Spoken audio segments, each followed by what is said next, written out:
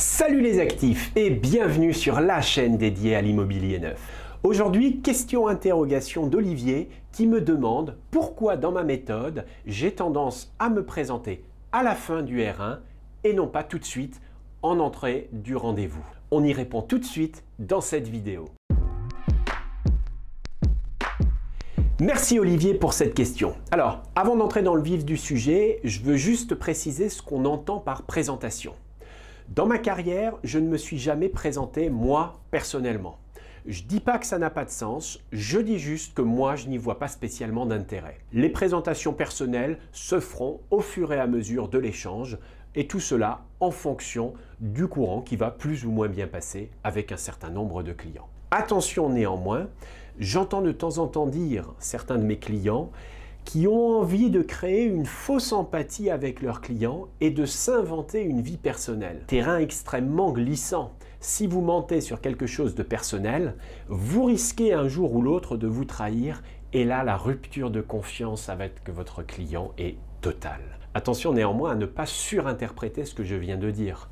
Si lors de l'entretien, je détecte un point commun positif, amélioratif que je peux mettre en avant avec mon client, je n'hésiterai pas, bien entendu, à le faire. Par présentation, j'entends la présentation de votre société, le contrat, VEFA ou CCMI avec lequel vous travaillez, et de votre éventuelle certification.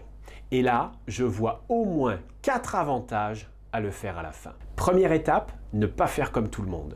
Si la plupart de mes confrères se présentent de suite, moi je vais essayer de me discriminer de manière positive, bien entendu, et me présenter dans un second temps. Deuxième point, gagner du temps.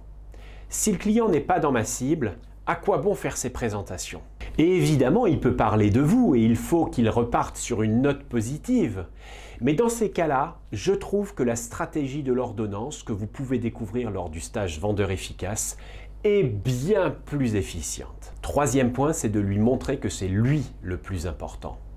Et comment le prouver de meilleure manière que de lui donner la parole de suite, de s'intéresser sincèrement à lui pour comprendre comment il est câblé, comment il raisonne et comment il réfléchit. Ou alors, comme je l'entends trop souvent, rompre avec le discours de puissance. Quatrième point, faire une présentation personnifiée. Si ces 4 points ne sont pas hiérarchisés, je pense sincèrement que ce dernier est de loin le plus important. Si vous faites une présentation en début d'entretien, vous ferez une présentation identique à tous vos prospects. Mais si vous faites une présentation en fin d'entretien, là vous pourrez la personnaliser, l'adapter à la personnalité de votre client. Mettre en avant un triptyque d'arguments, que ce soit pour votre marque, votre contrat ou votre éventuelle certification. Et là, vous allez faire mouche. En résumé, les 4 avantages sont les suivants. Premier, s'imposer et ne pas faire comme tout le monde. Deuxième, gagner du temps. Troisième, lui montrer que c'est lui le plus important.